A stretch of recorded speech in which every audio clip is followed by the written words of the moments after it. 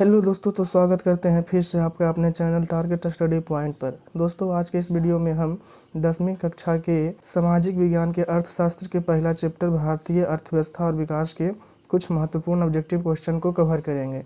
ठीक है दोस्तों, देखते हैं पहला नंबर क्वेश्चन में क्या है।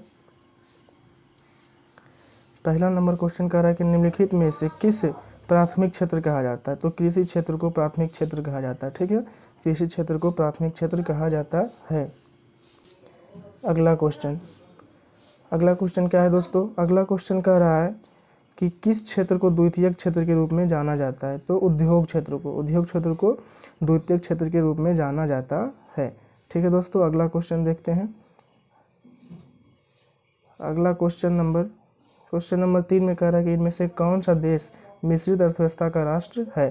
ठीक है, ऐसा कौन सा देश है जहां पर मिश्रित अर्थव्यवस्था है। तो अपना देश भारत में क्या है, मिश्रित अर्थव्यवस्था है। सामाजिक अर्थव्यवस्था भी है और पूंजीवादी अर्थव्यवस्था भी है। चलिए आगे बढ़ते हैं। अगला क्वेश्चन नंबर 4 में क्या है। क्वेश्चन नंबर 4 में कि अर्थव्यवस्था एक आजीविका अर्जन की एक प्रणाली है। यह कथन किसका है। तो यह कथन ब्राउन का है। ठीक है दोस्तों, आगे बढ़ते हैं। अगला क्वेश्चन नंबर 5 में क्या कह रहा है। क्वेश्चन नंबर 5 में कह रहा है कि भारत में योजना आयोग का गठन कब हुआ। तो भारत में योजना आयोग का गठन 15 मार्च 1950 ईस्वी को हुआ। ठीक है, भारत में योजना आयोग का गठन कब हुआ, 15 मार्च 1950 ईस्वी को हुआ। ठीक है, अगला क्वेश्चन देखते हैं। क्वेश्चन नंबर 6 में कह रहा है कि योजना आयोग को भंग करके कौन सा आयोग बनाया गया। तो योजना आयोग को खत्म करके नीति आयोग बनाया गया। ठीक है, योजना आयोग को खत्म करके नीति आयोग बनाया गया। ठीक है, क्वेश्चन नंबर 7 में कह रहा है कि नीति आयोग का पदेन अध्यक्ष कौन होता है। नीति आयोग, जो योजना आयोग को भंग करके बनाया गया नीति आयोग, उसका अध्यक्ष कौन होता है। तो जो भी वर्तमान में प्रधानमंत्री होता है उस टाइम, वही उसका क्या होता है, अध्यक्ष होता है। ठीक है दोस्तों, अगला क्वेश्चन नंबर 8 में कह रहा है कि राष्ट्रीय विकास परिषद का गठन कब हुआ। राष्ट्रीय विकास परिषद का गठन कब हुआ, 1952 ईस्वी को हुआ। ठीक है, कब, तो 1952 ईस्वी को, जिसे शॉर्ट में एनडीसी कहते हैं। क्या कहते हैं, एनडीसी कहते हैं। इसका गठन 1952 ईस्वी को हुआ। अगला क्वेश्चन नंबर 9 में है कि इनमें से किसे पिछड़ा राज्य माना जाता है। तो सबसे पहले अपना बिहार आएगा। ठीक है, बिहार को सबसे पिछड़ा राज्य माना जाता है। अगला क्वेश्चन नंबर 10 में है, भारत में प्रथम पंचवर्षीय योजना की अवधि क्या थी। भारत में प्रथम पंचवर्षीय योजना कब हुई थी। तो 1951 से 1956। ठीक है, 1951 में स्टार्ट हुआ था और 1956 पे ख़त्म हुआ था। उसके बाद अगली पंचवर्षीय योजना हुई थी। पहले प्रथम पंचवर्षीय योजना कब हुई थी, तो 1951 से 1956 तक। ठीक है, अगला क्वेश्चन देखते हैं। क्वेश्चन नंबर 11 में क्या कह रहा है कि जिस देश की राष्ट्रीय आय अधिक होती है वह देश क्या कहलाता है। तो जिस देश की राष्ट्रीय आय अधिक होती है वह देश विकसित देश कहलाता है, और जिसका कम होता है वह अविकसित या फिर विकासशील कहलाता है। ठीक है, अगला क्वेश्चन नंबर 11 में क्या कह रहा है। क्वेश्चन नंबर 12 में कह रहा है कि समाजवादी अर्थव्यवस्था में उत्पादन के साधनों पर किसका स्वामित्व होता है। समाजवादी अर्थव्यवस्था में उत्पादन के साधनों पर किसका स्वामित्व होता है।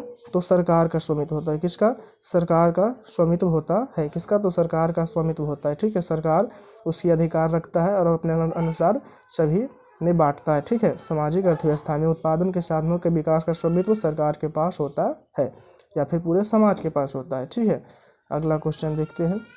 क्वेश्चन नंबर 13 हम देख रहे हैं। क्वेश्चन नंबर 13 में कहा है कि पूंजीवादी अर्थव्यवस्था का मुख्य उद्देश्य क्या होता है। पूंजीवादी अर्थव्यवस्था का मुख्य उद्देश्य क्या होता है, तो निजी लाभ कमाना। क्या होता है, निजी लाभ कमाना। ठीक है, निजी लाभ कमाना। और सामाजिक अर्थव्यवस्था का सामाजिक कल्याण। लेकिन पूंजीवादी में क्या होगा, निजी लाभ कमाना। ठीक है दोस्तों, आगे बढ़ते हैं।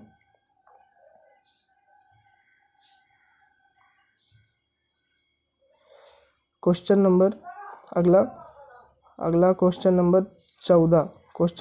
में क्या कह रहा है। क्वेश्चन नंबर 14 में कह रहा है कि आर्थिक विकास की माप के लिए सबसे उपयुक्त सूचांक क्या है। तो आर्थिक विकास के माप के लिए सबसे उपयुक्त सूचांक प्रति व्यक्ति आय है। क्या है, प्रति व्यक्ति आय है। अगला क्वेश्चन देखते हैं दोस्तों। यह कलर नहीं दिख रहा है बढ़िया से, इस कलर को चेंज करते हैं।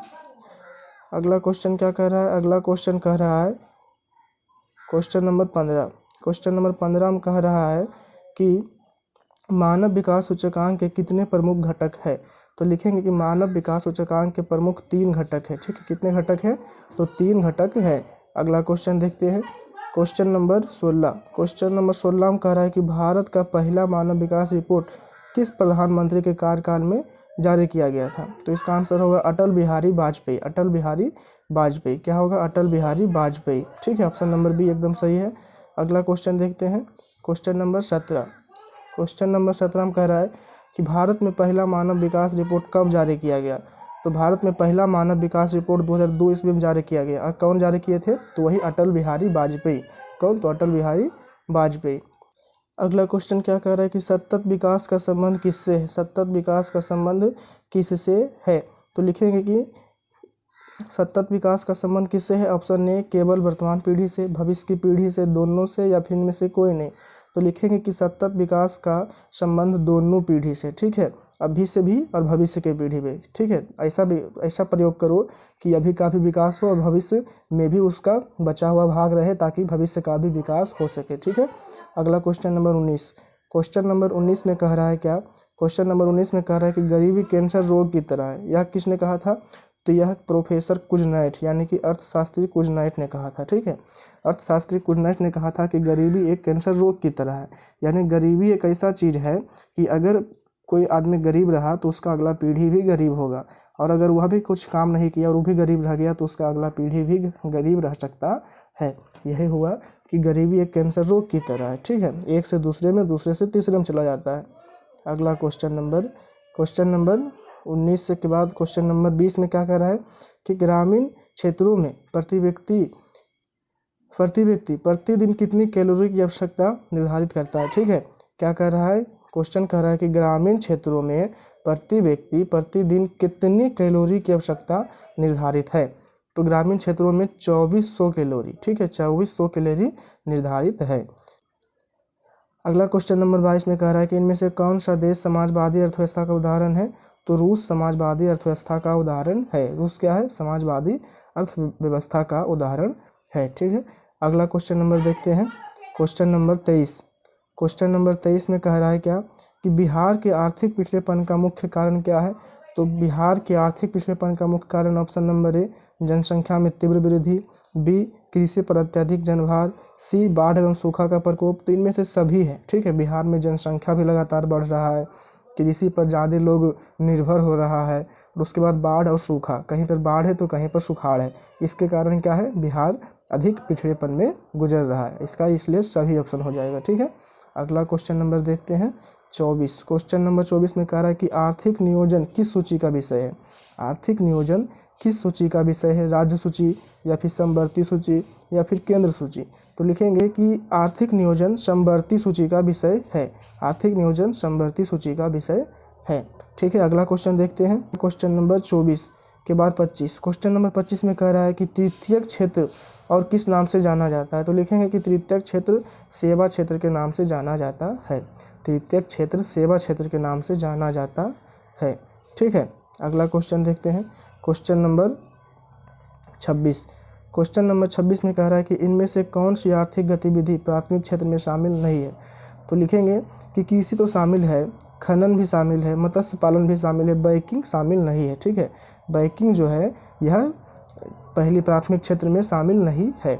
ठीक है, अगला क्वेश्चन देखते हैं 27। क्वेश्चन नंबर 27 में क्या कह रहा है कि किसी देश की आर्थिक विकास की गति किसके कारण मंद हो जाती है। किसी देश की आर्थिक विकास की गति किसके कारण धीमी हो जाती है। तो तेज जनसंख्या वृद्धि के कारण, या फिर पूंजी निर्माण के कारण, या फिर तकनीकी प्रगति के कारण, या फिर निवेश में वृद्धि। तो अगर ये तीनों हो रहा है तब तो देश का विकास ही हुआ, लेकिन अगर ये ज़्यादा हुआ तब क्या होगा? देश का आर्थिक विकास रुक जाएगा या फिर धीरे हो जाएगा। क्या? अगर जनसंख्या लगातार बढ़ते गया तो ऑप्शन नंबर ए एकदम सही है। अब देखते हैं क्वेश्चन नंबर 28। क्वेश्चन नंबर 28 में क्या कह रहा है कि एक अर्थव्यवस्था का सृजन निम्नलिखित में से किससे होता है। प्राकृतिक संसाधन से, या फिर भौतिक संसाधन से, या फिर मानवीय संसाधन से, या फिर सभी। तो लिखेंगे कि सभी। एक अर्थव्यवस्था में सभी काम होना जरूरी है। ठीक है, सभी से क्या होता है? तो लिखेंगे उपयुक्त सभी, ऑप्शन नंबर डी। अगला क्वेश्चन नंबर 29। क्वेश्चन नंबर 29 में कह रहा है कि ब्रूटलैंड आयोग का संबंध किससे है। तो सतत विकास से, या फिर गरीबी से, या फिर राष्ट्रीय आय से, या फिर औद्योगिक नीति से। तो सतत विकास से, ठीक है। ब्रूटलैंड आयोग ने ही सतत विकास की अवधारणा दी थी। अगला क्वेश्चन नंबर 30, अगला और सबसे लास्ट क्वेश्चन नंबर 30 में क्या कह रहा है कि भारत के विकास की नीति निर्धारण करने वाली सर्वोच्च संस्था कौन सी है। भारत के विकास की नीति निर्धारण करने वाली सर्वोच्च संस्था कौन सी है। नीति आयोग, या फिर भारतीय रिजर्व बैंक, या फिर सुप्रीम कोर्ट, या फिर वित्त मंत्रालय। तो नीति आयोग ही नीति निर्धारण करने का काम करती है। नीति निर्धारण करने का काम कौन करती है, तो नीति आयोग करता है।